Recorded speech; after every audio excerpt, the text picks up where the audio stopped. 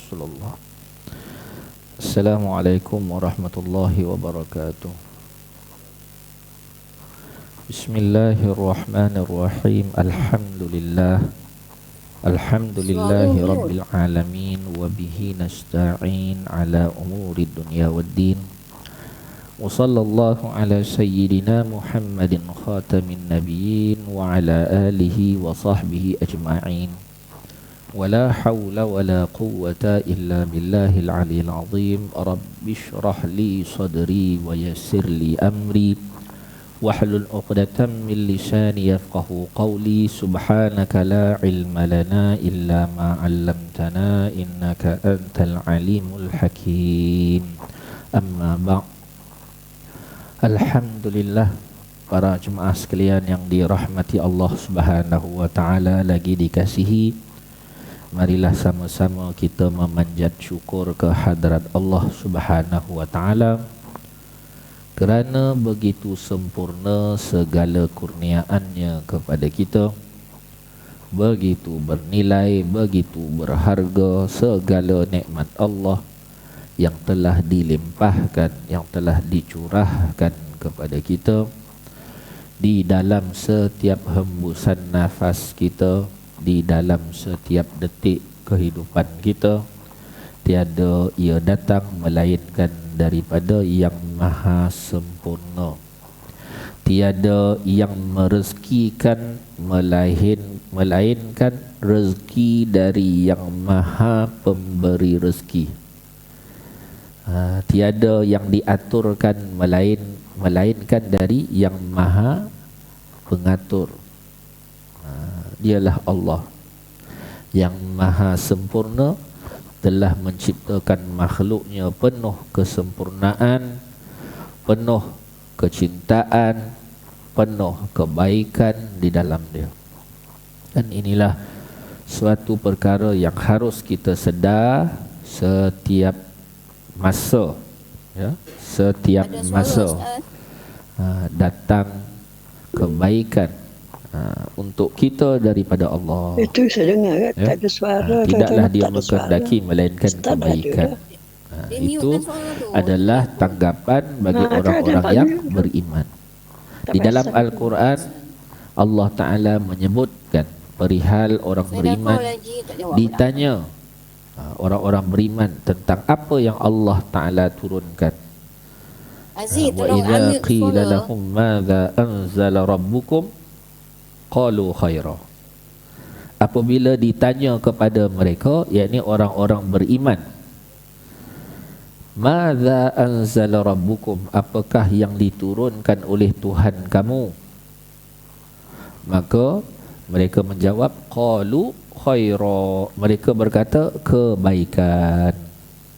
Hanya yang diturunkan oleh Tuhan kami ialah Ustaz, tolong ambil suara. kebaikan. Sama ada kami faham dia mudah atau kami tak faham dia. Itu yang disebut dicari-cari hikmah di sebalik suatu perkara yang zahirnya nampak tak elok bagi kita. Mungkin akal kita, mata kita kata tak cantik ni, tak bagus ni, tak kena ni. Tetapi yakinlah bahawa Allah Ta'ala lebih mengetahui apa yang terbaik untuk kita dibandingkan dengan diri kita sendiri.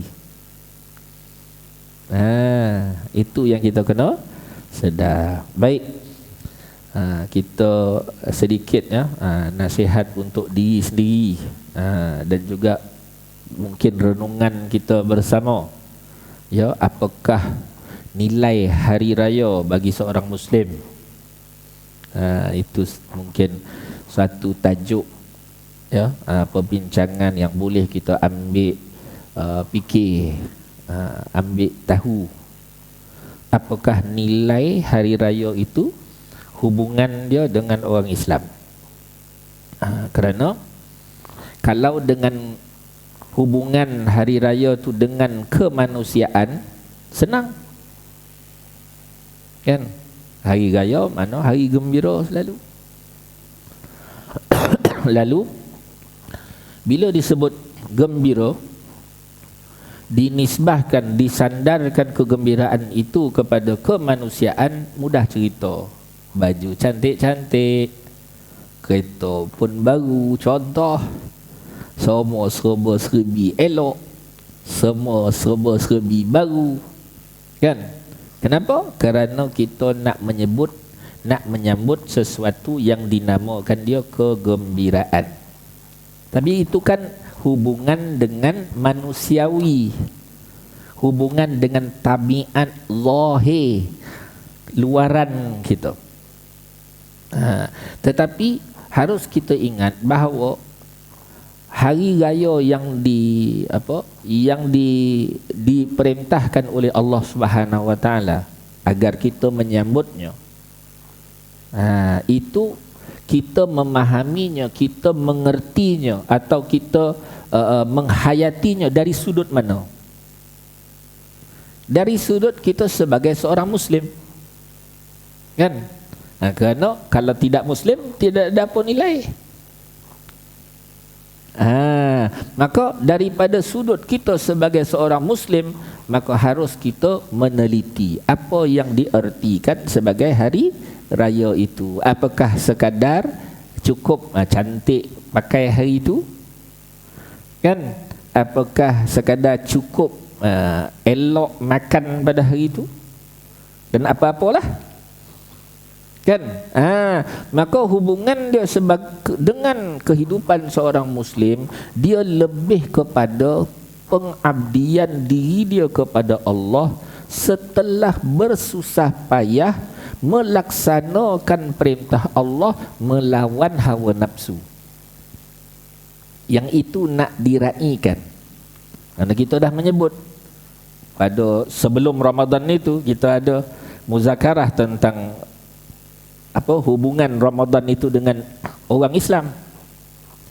Maka Ramadan itu diturunkan Al-Quran, kan, dijadikan sebagai petunjuk Al-Quran tadi, dan dijadikan Ramadan itu sebagai bulan kesabaran, difardukan puasa, ya, bermula daripada puasa secara syariatnya, iaitu menahan lapar dan dahaga, menahan daripada bersama hubungan suami isteri daripada subuh hinggalah maghrib, dan terus lagi sehingga kita menyebut tentang puasa yang lebih tinggi nilainya, iaitu perlumbaan menjauhi perkara-perkara yang tak baik.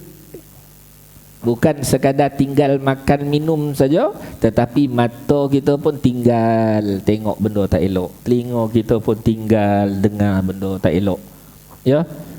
Mulut kita pun tinggal daripada segala bicara ucapan yang tak baik, memaki hamun orang, atau kita kata mengumpat dan seumpamanya, ya. Maka seluruh anggota kita melalui suatu proses, dan yang disebut sebagai puasa khawas, kan? Yang disebut sebagai puasa khawas. Di sinilah ketika seseorang itu melaksanakan Ramadannya dengan puasa khawas tadi,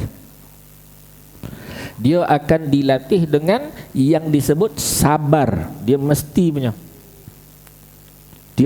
punya, kan? Dia akan dilatih, diuji pada bulan itu dengan sabar. Bayangkan dia ketika dia nak belajar untuk latih lidah dia jangan memaki orang, tiba-tiba ada je berlaku keliling dia benda-benda yang dia tak senang. Nampak? Macam kita kata, kan, kita ni macam minyak, tiba-tiba ada percik api.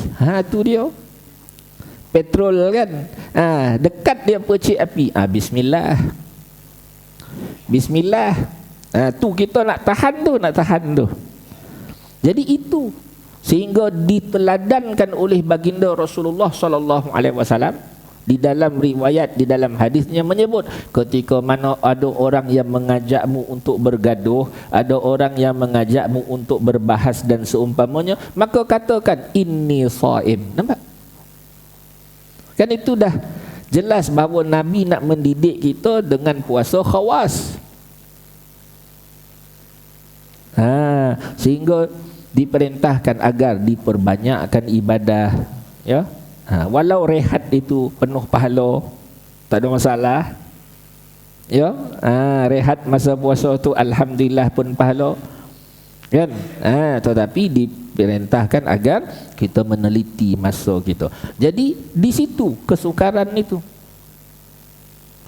Ketika melalui Ramadan dengan penuh susah payah tadi, lalu didatangkan kebaikan Syawal yang disebut di dalam Al-Quran, sambungan daripada ayat syahrul Ramadan alladzi unzila fihi al-Quran hudal linnas wa bayyinatin minal huda wal furqan, sampai penghujung dia, walitukmilul iddata walitukabbirullaha ala ma hadakum wa la'allakum tashkurun. Mana kan disudahi dengan agar kamu menyempurnakan, walitukmilul iddah, agar kamu menyempurnakan bilangan hari-hari yang diwajibkan berpuasa kepada kamu, walitukabbirullah, dan agar kamu memuji Allah, ala ma hadakum, atas apa yang dia beri hidayah kepada kamu. Apa nak disampaikan di sini? Arti ketika seseorang itu berpuasa, pertamanya kalau dia menjalani puasa awam, puasa syariat, ya, itu dari hidayat Allah. Kalau tak, puasa syariat pun tak boleh buat. Kalau tak, plastik hitam. Kalau tanpa hidayat dari Allah. Nampak? Jadi mana golongan pun, di mana tahapan yang mereka ada, maka hari raya ialah untuk puji Allah, kan? Tak apalah permulaan, mungkin dia tak mampu nak jaga lidah Allah, ustaz, lidah saya ni lah susah betul, dia tu, kan? Pantang macam percik api di sebelah minyak petrol, dia tu. Orang marah sikit dia terus marah, habis, dia tu. Tapi tak apa, itulah kita nak sedar diri kita, betapa kuatnya nafsu yang ada dalam diri kita. Itu menyedari perihal nafsu kita itu kebaikan. Kerana keburukan yang sebenar ialah seseorang yang dikuasai oleh nafsu, tapi dia tidak sedar dia dikuasai oleh nafsu. Maka itulah fungsi Ramadan, kan? Ya Allah, dia nak berusaha tu, nak jaga mata, oi susah dia kata. Nak jaga telinga susah dia tu. Tapi kena akui lah. Akhir dia apa? Litukabbirullah, kena puji Allah. Ya Allah, apa saja yang kau telah beri, aku lakukan pada bulan Ramadan tadi, aku memuji Allah, aku bersyukur kepada Allah. Kena syukur, kan? Apa pun keadaan. Kenapa? Kerana bila kita bersyukur, Allah akan tambah lagi. Dia akan menjadi satu apa? Kita kata satu perasaan, satu kebaikan dalam hati kita, yang mana kita akan ada azam tahun depan Ramadan lebih baik lagi. Tahun depan Ramadan akan lebih baik lagi. Bila kita mula perhati diri kita, kita mula ingatkan diri kita, aku nak cuba jaga mata, jaga telinga, jaga lidah, jaga, ya, tangan, anggota kaki semua, supaya tidak terlibat pertama dengan perkara yang Allah larang, dan yang kedua perkara yang lalai. Dan perkara yang Allah larang tu mestilah sebenarnya. Dia kalau kita terjerumus, tu makna macam kita jatuh. Kita jatuh lah. Kena bangkit balik dengan istighfar, kan? Dan yang lebih halus daripada tu ialah kelalaian. Kelalaian ni diduduk dalam benda-benda yang harus, kan? Maka hari raya tu akan dijadikan suatu tempat dia memuji Allah. Dia mengembalikan, ya Allah, segala yang dapat kulakukan masa Ramadan tadi, kan? Itu adalah hidayah daripada engkau. Walitukabbirullaha ala ma hadakum, agar kamu semua membesarkan Allah atas hidayah yang telah ia beri kepada kamu. Balik kena puji Allah. Itu fungsi hari raya. Kan? Puji Allah. Kan kita punya takbir raya. Cantik takbir raya tu. Kan? Dan siap kita bunyikan dengan nada dia. Allahu Akbar, Allahu Akbar, Allahu Akbar. Kita bunyi dengan nada tu kerana dia beri kesan kepada jiwa kita. Kan? Dia beri kesan. Jangan kata ini tak sunnah ni. Ya salam. Ada orang dia sebut Allah, Allah tu pun tak ada apa-apa kesan pada hati dia. Kan? Sebut nama Allah pun tak ada apa-apa kesan pada hati dia. Jadi itu antara tarbiyah. Maka disebut ketika ingin menyebut nama Allah, maka sebutlah dengan cara yang paling santun, paling cantik, paling kan? Maka ketika dengar itu menjadi tarikan bagi hati kita. Allahu Akbar, Allahu Akbar, Allahu Akbar. Adalah ni. Allah Akbar, Allah Akbar, Allah Akbar, Allah Akbar. Bukan kita kata kita tak besar, bukan. Kita punya hati yang kurang memahami erti itu. Kan? Kita punya pendekatan. Kita kalau ada kekasih kita, disebut nama dia dengan cara tak elok pun kita marah. Katalah kita suka satu orang nama dia Fatimah, kan? Ada satu orang Fatmah, Fatmah, oh marah gitu.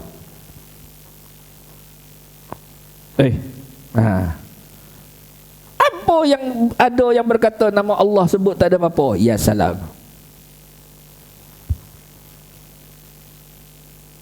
Kan? Orang sebut kekasih kita, kita sayang cinta dia sampai sanggup keluar darah peluh untuk menampilkan cinta kita pada dia. Orang datang Fatimah, Fatimah, Fatimah.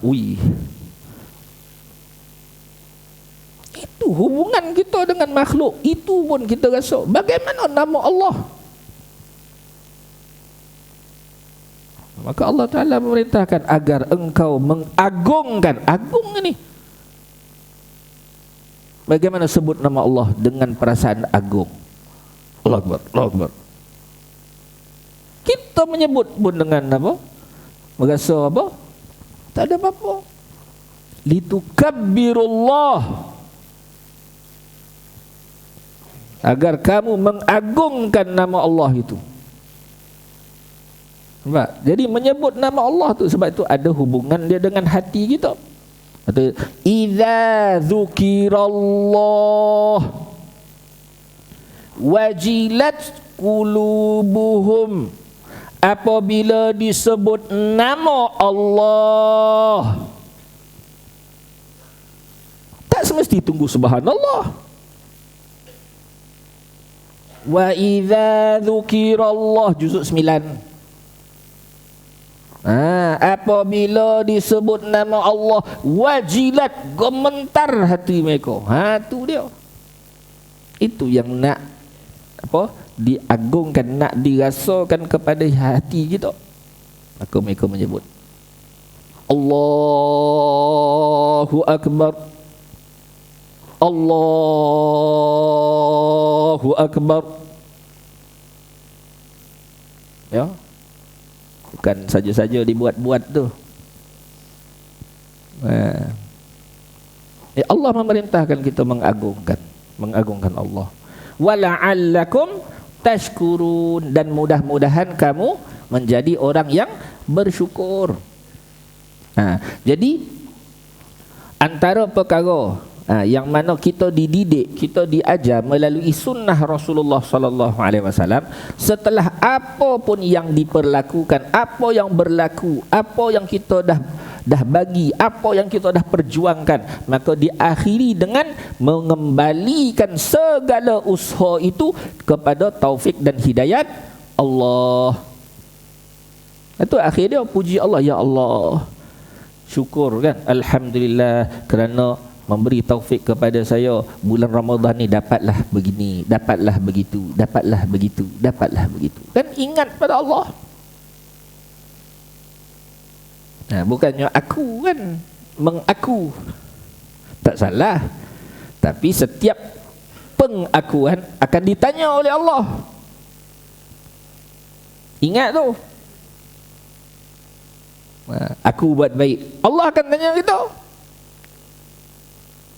Kalau kita mengaku awal, ya Allah, saya punya kelemahan, tetapi engkaulah yang memudahkan saya. Selesai.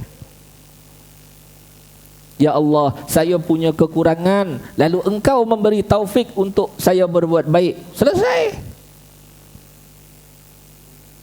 Kalau aku yang buat baik ni, siap. Yo go. Akan ditanya oleh Allah Ta'ala. Kan? Apakah niatmu? Semua akan ditanya. Itu ada hadis-hadisnya semua. Ya.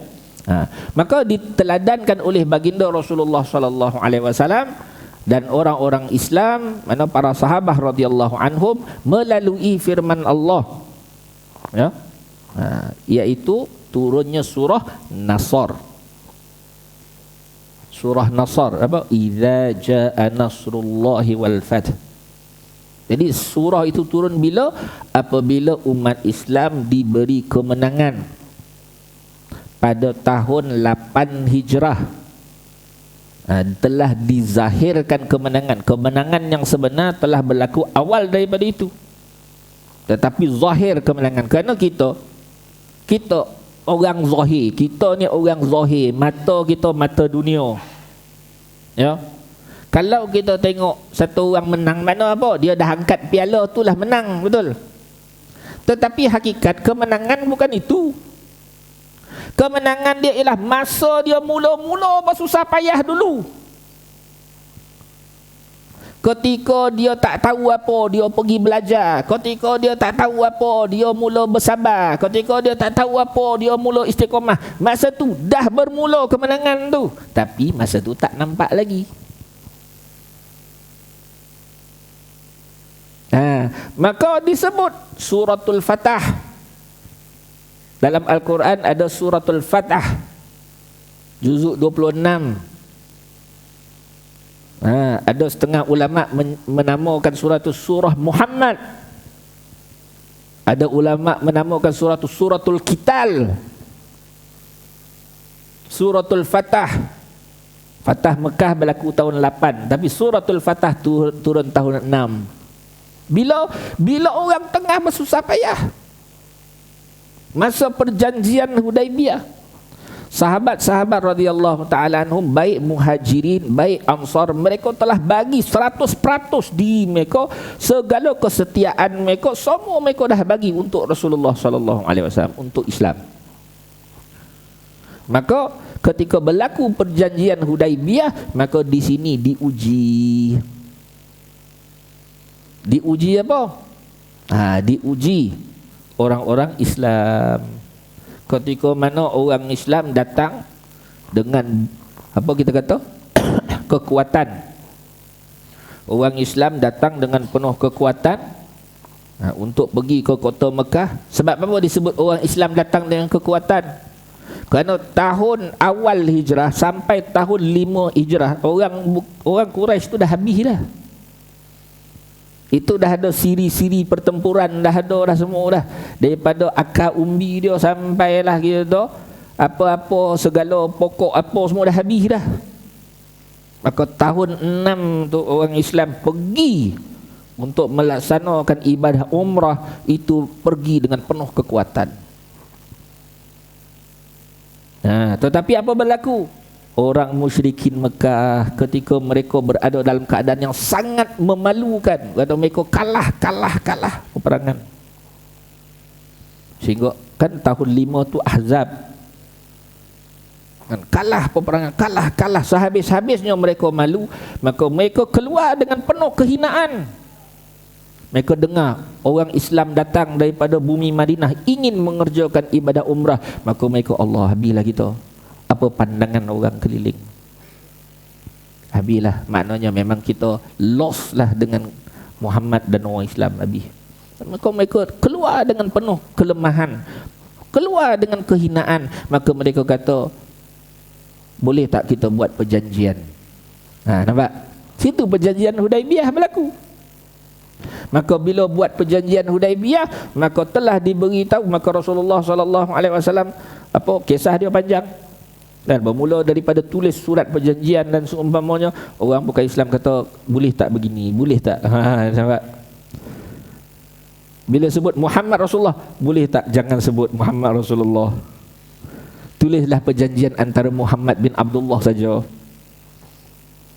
Mereka malu semalu-malunya, kan? Maka perjanjian yang disebut tadi itu, maka secara zahirnya ada menyebelahi orang bukan Islam, seolah-olahnya menampakkan diberi muka kepada orang bukan Islam. Maka ada di kalangan sahabat, antaranya Sayyidina Umar radhiyallahu anhu, ke hadapan dia memberitahu Nabi SAW. Dia kata, wahai Rasulullah, bukankah kita atas hak, mereka batil? Nabi kata, ya. Bukankah kita kuat, mereka lemah? Ya.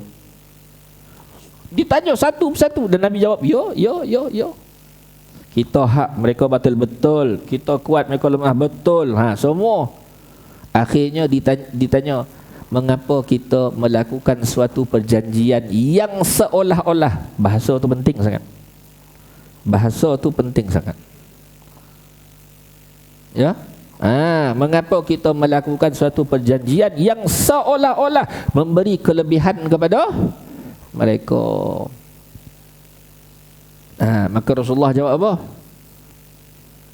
Rasulullah jawab, aku Rasulullah.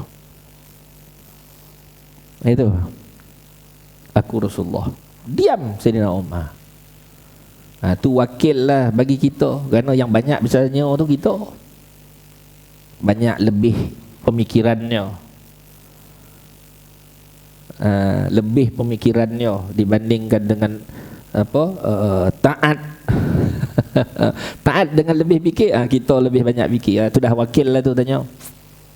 Mudah dapatlah ilmu kita akhir zaman. Maka diamlah Sayyidina Umar. Maka tak berapa lama Sayyidina Umar tu, tak boleh ni, pergi pula kepada Sayyidina Abu Bakar Siddiq radhiyallahu anhu. Tanya pula, wahai Abu Bakar, bukankah kita atas hak, mereka batil? Ya.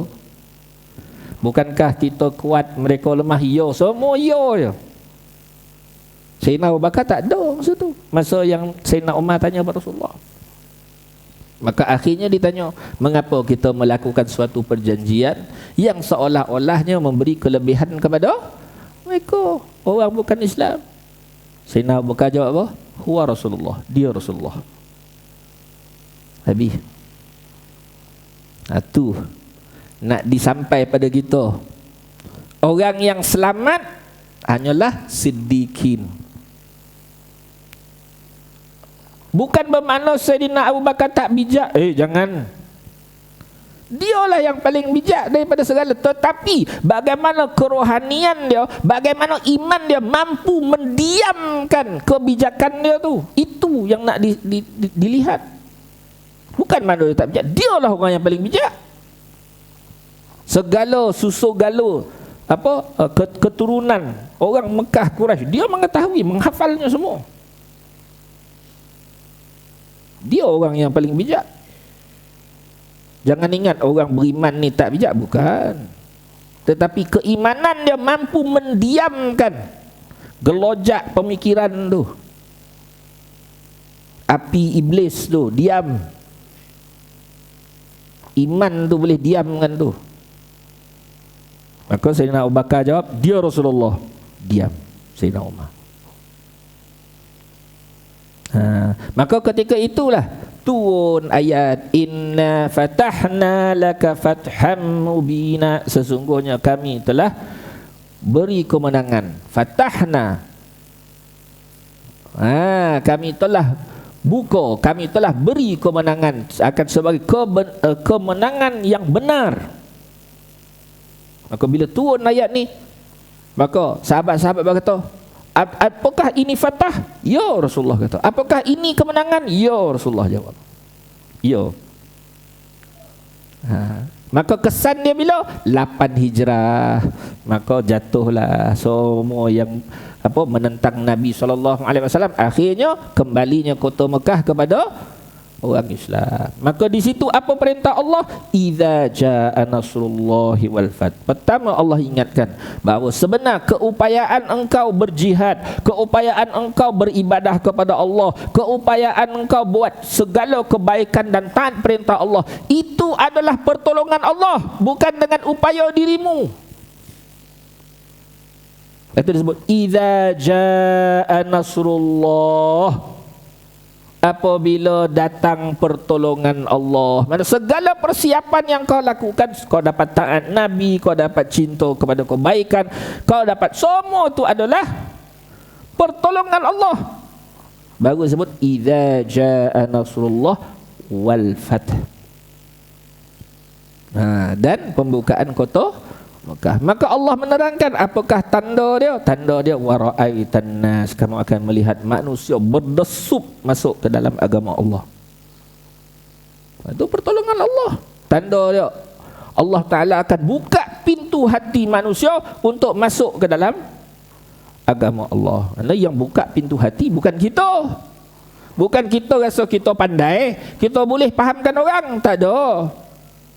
Allah yang bukakan pintu hati. Wa ra'aitan nas yadkhuluna fi dinillahi afwajan. Kamu akan melihat manusia masuk ke dalam agama Allah berbondong-bondong. Itu pertolongan Allah. Maka apa Allah perintah pada kita ketika melihat kemenangan itu? Fasabbih. Nampak? Maka bertasbihlah, memuji Tuhan engkau. Fasabbih bihamdi rabbika, puji Allah. Itu kan hari raya tadi, kita dapat melawan hawa nafsu, kita dapat beramanah dengan diri kita. Kan? Ada orang boleh ya nak makan ni kan, contoh. Tapi tak boleh, Allah melihat. Kan? Dapat. Mula-mula tu kan, tu mula-mula. Tapi lama-lama alhamdulillah, makanan lalu sebelah pun tak ada apa. Kan Allah yang tolong tu. Maka kena puji Allah. Fasabbih bihamdi rabbika wastaghfir, dan istighfar. Istighfar apa? Atas segala kelemahan-kelemahan kita, kesilapan kita, kekurangan kita. Itulah hamba kena istighfar. Maka ayat ni ketika turun kepada Nabi, maka tidak ada solat melainkan Nabi akan beristighfar. Dalam setiap sujud Nabi akan beristighfar.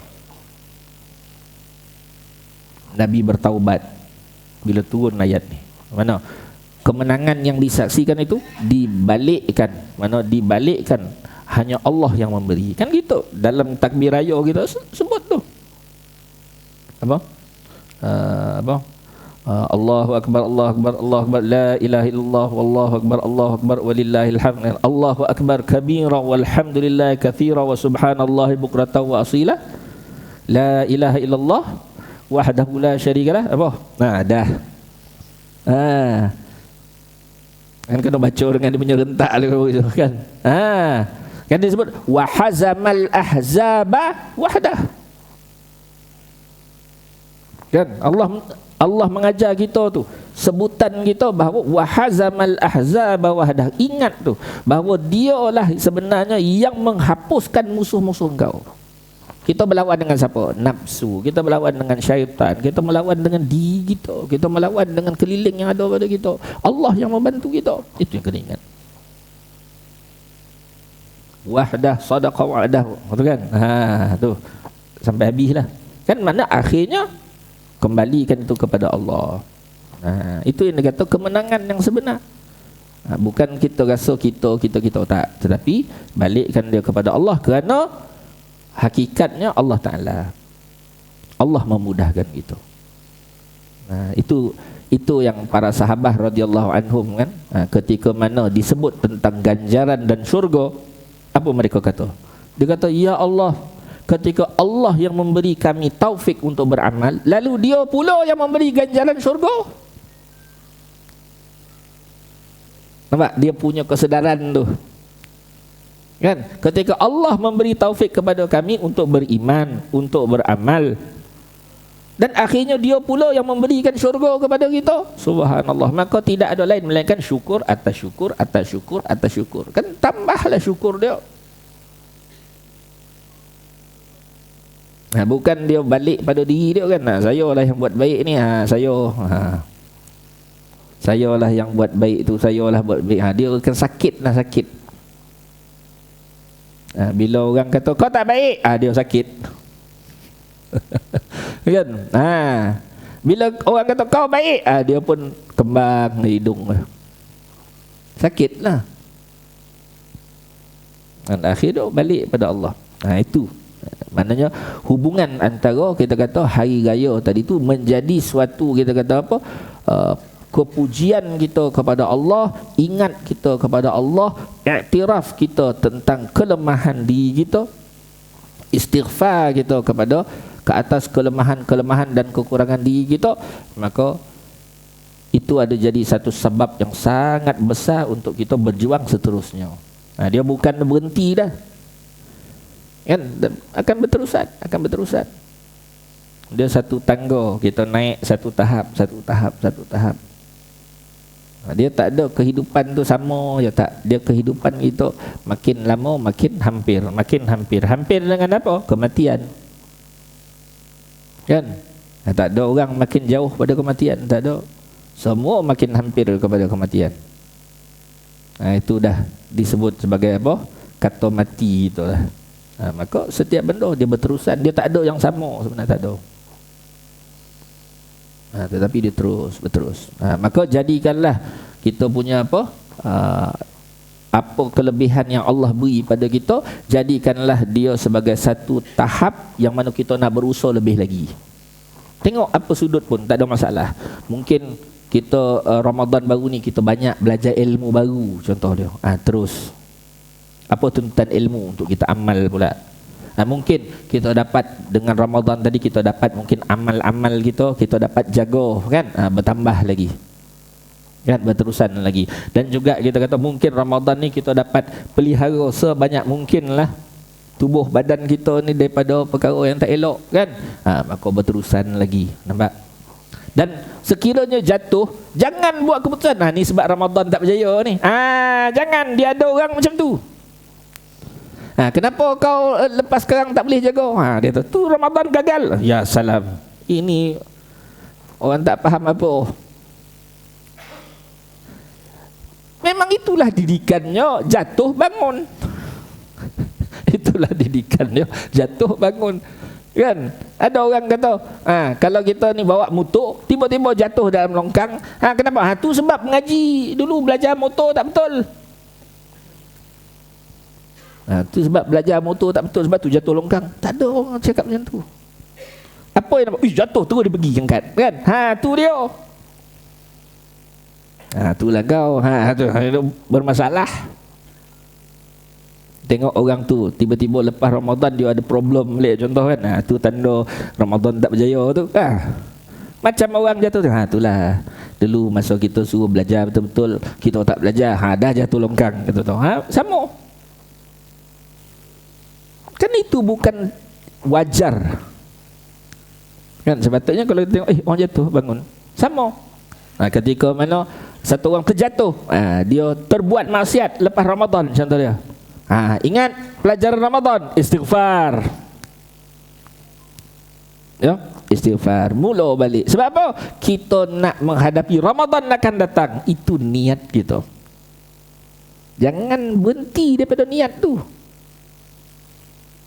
Niat kita lebih lagi, sampailah hari kita bertemu Allah, kita berharap bahawa itu adalah hari yang terbaik dalam hidup kita. Itu kan ada doa dia